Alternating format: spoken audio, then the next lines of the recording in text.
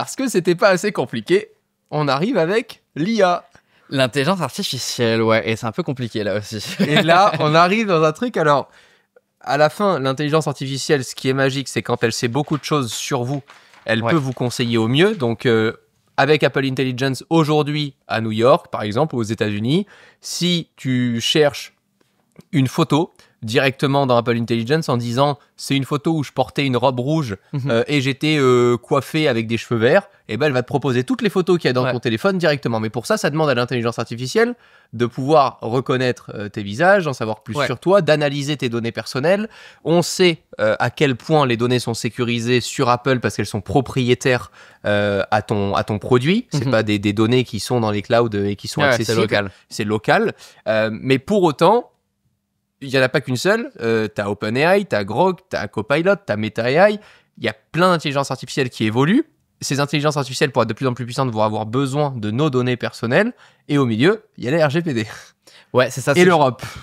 C'est ce que j'allais te dire, c'est ceux qui sont là depuis le début vont être avantagés sur les autres parce que il faut justement suivre toutes ces lois, donc RGPD, DSA et DMA, pour comprendre pourquoi il y a autant de méfiance.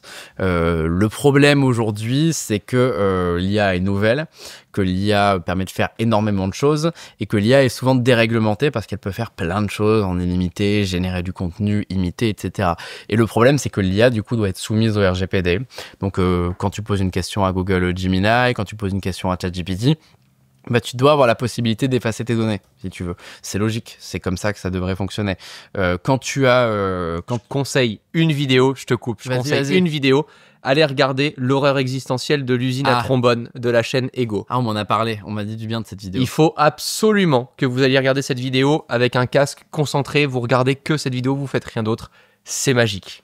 Ouais. C'est vraiment bravo pour le taf, je trouve ça incroyable. Faut que je la regarde. Ah ouais, vraiment. On m'en a dit du bien, vraiment. On m'a dit que c'était assez fou en termes de suspense et tout ça, donc bon... Je la regarderai. Mais tout ça pour dire que du coup, d'un côté, tu as le RGPD qui force les créateurs d'IA à te proposer un moyen de supprimer tes données, de savoir ce qui est collecté sur toi. Souvent, c'est des entreprises qui n'avaient pas du tout prévu ça, donc du coup, il faut tout réécrire pour l'Union européenne. D'un côté, tu as le DSA, donc le Digital Services Act, qui te force à faire de la modération, c'est-à-dire que tu ne peux pas avoir une IA qui va te lâcher des problèmes, qui va te donner un avis politique, qui va s'adapter à ce que tu lui dis pour te proposer un contenu sur ton orientation sexuelle ou quoi que ce soit, parce que légalement parlant, il faut avoir des informations là-dessus et tu peux pas faire ce que tu veux. Et de l'autre, tu as le DMA qui du coup concerne les Google, les Amazon, les Facebook, qui fait que ces entreprises-là n'ont pas le droit d'utiliser leur position de force pour faire la promotion de leurs autres services. Ce qui fait que ce mélange-là... Le joyeux bordel. Exactement, tu vois, on arrive aujourd'hui... Contrairement à ce qu'on peut penser, rien dans l'Union européenne ne bloque l'intelligence artificielle. C'est-à-dire que tout ce qui se passe avec les marques, c'est de la prudence vis-à-vis de ce qui s'est passé auparavant, vis-à-vis de l'application de textes existants, et ça concerne même pas l'IA. Il y a une loi qui est en développement qui s'appelle l'AI Act, donc la loi, le règlement sur l'intelligence artificielle, qui va entrer en vigueur en 2026 et qui va interdire les IA, par exemple, de classer les gens socialement, dire cette personne est plus riche que machin, cette personne est plus dangereuse que machin, cette personne je sais pas, cette personne est plus à même à être intéressée par un sujet ou un autre. Donc en fait, pas de classement social et qui va forcer à avoir un classement des IA par rapport à pas dangereux, dangereux, extrêmement dangereux, pour que chaque entreprise déclare la puissance potentielle de son IA. Mais même ça, en fait, ça fait pas d'interdiction sur le marché, mais malgré tout, tu as tellement d'incertitudes sur ce qui peut se passer, sur comment les choses vont évoluer, sur comment ton IA ne va pas elle-même évoluer et donc du coup être capable de faire quelque chose qui est interdit actuellement par l'Union européenne, que tous les grands groupes refusent de se lancer rapidement dans l'Union européenne. On ajoute à ça une bonne dose de mauvaise foi qui consiste à volontairement faire semblant que l'Union européenne n'existe pas pour frustrer les utilisateurs, pour que des gens comme toi et moi soyons en train d'en discuter. On est dégoûté de ce qui se passe dans l'Union européenne et on se dit l'Europe, ils comprennent rien et à cause d'eux, on n'a pas d'innovation. Mais la réalité, c'est que c'est un peu volontaire de la part des grands groupes aussi.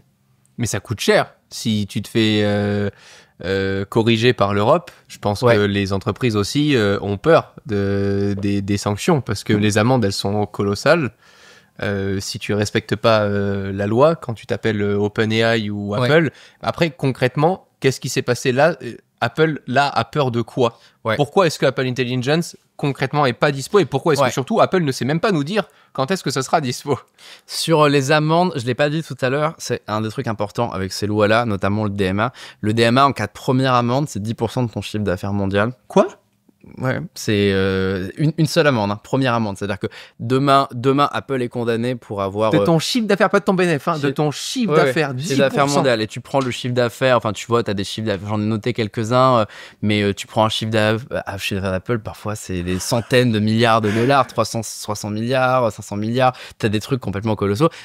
L'Union européenne va prélever 10% de ce chiffre d'affaires. Bon, après, évidemment, il y a toujours les appels, la justice. Généralement, quand tu as une amende dans l'Union européenne, elle est souvent réduite en appel, mais bon, dans tous les cas, tu vas avoir une... T'as quand même pas envie qu'on vienne toquer, quoi. Mais prenons l'exemple de Twitter, parce que Twitter est celui qui va sans doute pas tarder à se prendre une amende, parce que Elon Musk respecte absolument rien. T'as 10% du chiffre d'affaires mondial. Si tu te fais reprendre, t'as 20% du chiffre d'affaires mondial, et ensuite, à chaque fois que t'es repris, t'as 20% plus une menace d'interdiction ou une fermeture provisoire dans l'Union européenne. Ah, ça déconne pas. C'est aussi comme ça que l'Union européenne est devenue sérieuse. C'est-à-dire qu'on passe d'amende où avant on leur disait Apple condamné à 50 millions d'euros pour abus de position dominante. Apple disait ok, prenez, et ils te lâchaient le billet et ils se barraient. Ah ok, là ils nous demandent 50 milliards.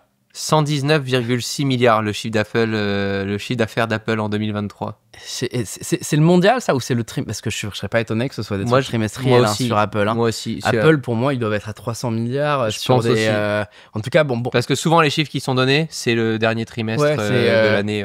Donc, mais en tout cas, dans tous les cas, c'est des sommes conséquentes. Donc, l'idée, c'est qu'en cas d'infraction sur le DMA, tu peux prendre tarif. Par contre, c'est malin de la part de l'Europe, pour renflouer les caisses, de se dire on va aller choper à l'étranger les mecs, surtout on les laisse, on les emmerde pas trop, c'est pas de notre faute si vous sortez pas Apple Intelligence, allez-y, n'hésitez surtout pas, allez-y. Et c'est ce que disent des gens de la tech. Donald Trump a dit dans une interview il y a pas longtemps que Tim Cook l'avait appelé pour lui dire 300 milliards, ça paraît, c'est ça qui est immense. Et Donald Trump disait il y a pas longtemps que Tim Cook l'avait appelé pour se plaindre de l'Union européenne en lui disant ils essayent de faire tourner leur business en prenant l'argent d'Apple. Et évidemment, Donald Trump n'étant pas une personne très profonde d'esprit, il a résumé ça l'Union européenne, ils prennent l'argent Apple, si se passe, c'est fini. Donc du coup, tu peux imaginer un nouveau bras de fer, parce que Trump va juste réciter un argument d'une marque et faire États-Unis versus Europe. Et du coup, qu'est-ce qui peut arriver au DMA en cas de victoire de Trump? Je sais pas, mais il pourrait y avoir de grosses régulations. Qu'est-ce qui pourrait arriver tout court en cas de victoire de Trump? Tout ce qui peut arriver tout court. Mais c'est le paradoxe, parce que d'un côté, il pourrait s'en prendre à l'Europe qui régule, alors que les États-Unis sont en plein procès contre Apple. Et donc ça, il pourra pas s'en prendre à ça. Donc du coup, c'est très compliqué de savoir ce qui va se passer. Donc bref, là j'ai fait une parenthèse là-dessus. Sur Apple, ce qui s'est passé, donc en juin on y était ensemble, ils annoncent Apple Intelligence, ils annoncent donc du coup que c'est des travaux qui vont durer 10 ans avec énormément de nouveautés à venir sur iPhone, sur iPad, sur Mac, que l'idée c'est d'avoir un assistant personnel, donc c'est pas le cas actuellement dans 18 points, mais avec les futures versions, comme tu disais tout à l'heure, tu pourras demander puis c'est à quel moment que ma mère elle était venue et c'était quoi le resto dont elle m'avait parlé, et il pourra automatiquement, parce qu'il a trié toutes tes données, deviner de quoi tu parles et répondre à cette question instantanément. Tout ça soit en local, soit sur un serveur privatisé, etc., où il n'y a pas de traitement des données. Donc déjà, on peut retirer la question des données, c'est pas les données de problème, Apple ne va pas collecter de données. Ok. Apple, un mois après cette annonce, ils sont bien gardés de le dire en juin. Alors nous, ils nous l'ont présenté, ils nous ont fait les démos d'Apple Intelligence, en mode regardez, c'est génial, vous allez pouvoir faire ça. Ils savaient très bien à ce moment-là ce qui allait se passer. En juillet, ils nous annoncent que, après réflexion, en vue d'incertitudes réglementaires, nous avons décidé de renoncer à plusieurs fonctions dans l'Union européenne. Et ils renoncent à Apple Intelligence, ils renoncent à une fonction qui te permet d'avoir l'écran de ton iPhone sur le Mac, et ils renoncent à la possibilité de contrôler l'écran d'un iPhone ou d'un iPad à distance, qui pourtant aurait été très cool. Moi, mes grands-parents m'appellent toujours car ils ont un problème avec leur iPad, et je galère à dire, ok, alors, il faut que t'appuies sur le bouton, ok, t'appuies là, il faut que tu fasses ça. Là, j'aurais pu prendre le contrôle, et ça, Apple y a renoncé. Ce qui est très intéressant, je crois, de souvenir, c'est que la fonctionnalité pour dupliquer son écran d'iPhone sur l'ordi, c'était parce que s'il faisait ça, du coup, les chiffres des utilisateurs de l'ordinateur auraient été biaisés, puisqu'en fait, ça aurait été l'impact des chiffres de l'iPhone. Donc, en gros... C'est ça. Mais c'est un peu du foutage de gueule, si je peux me permettre l'expression, parce que tu peux tout. Apple prend part du fait que si tu mets un écran d'iPhone sur un Mac, ça veut dire que techniquement, tu as des applications d'iPhone sur un Mac et que le Mac devient un fameux gatekeeper. Même chose pour le contrôle de l'iPad. Ils te disent que si tu peux contrôler depuis un Mac l'écran de ton iPhone pour dépanner un ami, bah du coup, tu le contrôles, donc du coup, tu as un iPhone. J'ai demandé à l'Union européenne qui m'a dit « Quoi ? pas du tout. Genre, jamais de la vie on aurait interprété le truc comme ça. C'est juste de l'émulation. On n'est pas bête, on sait comment fonctionne la tech. Sauf que du point de vue, Alors attendez, c'est vrai qu'en vrai, maintenant que vous nous le dites, en vrai, il y a quand même peut-être une nuance entre les équipes techniques de l'Europe que j'ai eues et les régulateurs qui auraient pu se permettre de décider sur sa base de ça, aller embêter Apple. Mais du coup, Apple, par prudence, a décidé de renoncer à ces fonctions. Sur Apple Intelligence, même chose. Ils disent voilà. Moi, j'ai parlé avec eux en septembre quand j'étais au lancement de l'iPhone. Je leur dis mais qu'est-ce que vous attendez de l'Europe? Et ils disent ouais, on attend qu'ils reviennent vers nous pour nous dire vous inquiétez pas, ça va bien se passer. En gros. Donc en fait, Apple inverse les rôles. Apple se met dans une position de nous, on a dit non pour l'Europe, on attend que l'Europe vienne nous voir. Oui, en fait, votre truc, on le veut bien et nous, on vous embêtera pas. Donc en fait, Apple essaye volontairement de reprendre le contrôle sur ces discussions. Évidemment, ça ne sera pas possible éternellement. Il y a un moment où Apple va devoir revenir à la table. Mais pour l'instant, ça crée énormément d'incertitudes. Ce qui est bien pour eux, c'est que si tu regardes n'importe quel commentaire sur un article Apple Intelligence, tu regardes mon test de l'iPhone 16 dans les commentaires, on avait beaucoup de commentaires, t'as beaucoup de gens qui vont te dire à cause de l'Europe, j'ai pas Apple Intelligence, l'Europe tue l'iPhone, l'Europe comprend rien. Donc ça marche, hein. Le message marketing, il est passé. C'est la faute de l'Union européenne si vous n'avez pas Apple Intelligence en Europe. La question c'est, qu'est-ce que l'Union européenne a fait? Parce qu'aujourd'hui, dans le DMA, on régule les navigateurs, on régule les messageries, on régule les applications, on régule absolument pas l'IA et rien ne dit que l'AI Act, c'est pas facile à dire, pardon, va réguler l'IA sur Apple Intelligence. Pour l'instant, ça ressemble à un coup de bluff total, mais c'est vraiment très compliqué de savoir vers où on se dirige. Et c'est pas les seuls, Meta fait pareil. C'est une guerre d'ego, une guerre politique avant tout, quoi. Guerre politique avant guerre d'ego, je pense. C'est une vraie guerre politique. On est dans une situation où depuis 15-20 ans, les géants de la tech dominent, ceux qui sont plus puissants que les États. Depuis l'apparition du RGPD, il y a une petite inversion des forces. Les États, en particulier l'Union européenne, sont des endroits où les plateformes ne font pas ce qu'elles veulent, où elles sont soumises à des amendes, à des plaintes, à des menaces, qu'elles sont obligées d'adapter leurs services. Et là, avec l'intelligence artificielle, qui est un service que les marques comme Apple et Facebook pensent intéresse les gens, ils se disent qu'il y a un moyen de reprendre position, parce que si les utilisateurs se mettent à râler contre l'Europe, eh bien Apple va potentiellement reprendre la possibilité de discuter. Moi, je pense que ce qui va se passer, c'est que ils vont, si tu veux mon avis, ça les arrange bien que ce soit pas d'abord ce discours-là, parce qu'en vrai, dans l'Union européenne, il y a quasiment pas de pays anglophones. Donc, ils en ont pas grand-chose à faire que ce soit pas prêt maintenant, parce que dans tous les cas, c'est que en anglais, Apple Intelligence pour l'instant. La question, c'est qu'est-ce qui se passe quand, en début d'année, ils parlent français? Est-ce que tu le lances que au Canada et en Suisse? Et à Monaco, d'ailleurs. Techniquement, ça doit pouvoir fonctionner à Monaco. Ou est-ce que... Alors, pour pas dire de conneries, je crois qu'on fait partie de l'espace Schengen. Mais vous n'êtes pas dans l'Europe des 27, donc ça doit... Exactement, mais on fait partie de l'Union. Je crois que c'est... Attends, pas dire de conneries. Je crois qu'on fait partie de l'Union européenne, mais qu'on fait pas partie de l'Europe. Je sais pas s'il y a une différence. Je sais pas, parce que l'Union européenne, pour moi, c'est uniquement les 27 pays qui en sont membres. Je pense pas qu'il y ait que Monaco siège dans l'Union européenne. Par contre, que ce soit dans l'espace Schengen, certainement. Mais constitue un État tiers à l'Union européenne. Ok, je saurais pas te dire ce que ça signifie. L'État monégasque a toutefois établi avec l'Union européenne des relations permanentes en accréditant un ambassadeur à Bruxelles. Je suis à peu près convaincu que Monaco devrait avoir accès à Apple Intelligence, mais qu'en anglais pour l'instant. Et la question, c'est qu'est-ce qui se passe quand c'est pris en français? Donc moi, je suis à peu près... je suis prêt à parier que d'ici là, Apple va se remettre à table avec l'Union européenne, va nous sortir un magnifique communiqué de presse pour dire voilà, Apple a obtenu des garanties que les utilisateurs européens profiteront des mêmes services qu'ailleurs, du coup on les lance, et que pour le moment, ça permet de faire du bad buzz sur l'Union européenne sans tellement embêter les utilisateurs parce que le service n'était pas disponible dans tous les cas en français. Mais c'est sûr que le message envoyé, il est pas très rassurant. Pour moi, l'iPhone Mirroring qui permet d'avoir l'écran de ton iPhone sur le Mac, je trouve ça génial. Je trouve que c'est une des meilleures fonctions qu'on a eues ces dernières années sur les mises à jour d'iPhone et de Mac, et on l'a pas. Donc ça commence petit à petit à se diriger vers un Internet coupé en deux, avec d'un côté la version globale et d'un côté la version Union européenne. Et ça me fait un peu peur parce que forcément, en tant que geek, j'ai envie d'avoir les dernières nouveautés, d'avoir les dernières fonctions, et je vois bien que l'impact de ce que fait l'Union européenne est qu'on va perdre ces services-là. Mais j'oublie pas que l'une des raisons de cet impact, c'est parce que les entreprises sont de très mauvaise foi et veulent faire passer l'Union européenne pour une méchante. Je vais avoir une question là-dessus, et The Novex a raison, je pense que c'était l'inverse. On fait pas partie de l'Union européenne, mais on fait partie de l'Europe. Je crois que c'est ça la vie. Certainement, ça va. L'Europe et le territoire. Pour Monaco. Okay. Si je suis le raisonnement de la Commission européenne qui fait ces législations, on a envie de laisser le choix à l'utilisateur. Ouais. Alors pourquoi est-ce que sur notamment les AI Act ou les enjeux des données personnelles, on ne demande pas à l'utilisateur, attention, pour utiliser pleinement cette application, vos données personnelles sont, tu vois, et pourquoi est-ce qu'on me laisse pas le pouvoir, puisqu'on va me le laisser pour savoir quel navigateur ou quelle application SMS je vais utiliser. Techniquement, on te le laisse avec le RGPD quand tu dis accepter les cookies, accepter le suivi publicitaire, donc tu vas quand même avoir un aspect où on te laisse le pouvoir. La question plutôt, c'est pourquoi ne pas laisser aux utilisateurs le choix entre la version Europe ou la version normale. C'est-à-dire que si tu veux ton iPhone non régulé, est-ce que tu peux pas l'avoir en version non régulée?